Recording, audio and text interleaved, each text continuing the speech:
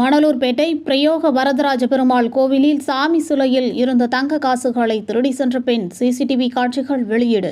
கள்ளக்குறிச்சி மாவட்டம் மணலூர்பேட்டையில் இந்து சமய அறநிலையத்துறையின் கட்டுப்பாட்டில் உள்ளது பிரயோக வரதராஜ பெருமாள் கோவில். இந்த கோவிலில் நேற்று காலை பூஜை செய்வதற்காக அர்ச்சகர் கோவிலை திறந்து கருவறைக்கு சென்றபொழுது அங்கு உற்சவர் ஸ்ரீதேவி பூதேவி கழுத்தில் நிரந்தர சாற்றுப்படியாக அணிவித்திருந்த 2 கிராம் மொத்தம் 4 கிராம் தங்க காசுகள் காணாமல் போயிருப்பது தெரியவந்தது. இதனை கண்டு அதிர்ச்சி அடைந்த அர்ச்சகர் கோவில் செயல் அலுவலருக்கு தகவல் தெரிவித்துள்ளார்.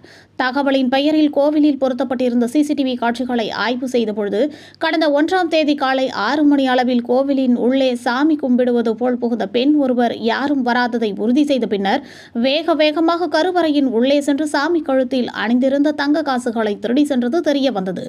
இதனைத் தொடர்ந்து கோவிலின் செயலாளர்கள் கொடுத்த புகாரின் பேரில் வழக்கு பதிவு செய்த மணலூர்பேட்டை போலீசார் இது சம்பந்தமாக வழக்கு பதிவு செய்து விசாரணை நடத்தி வருகின்றனர். கள்ளக்குறிச்சி மாவட்ட செய்தி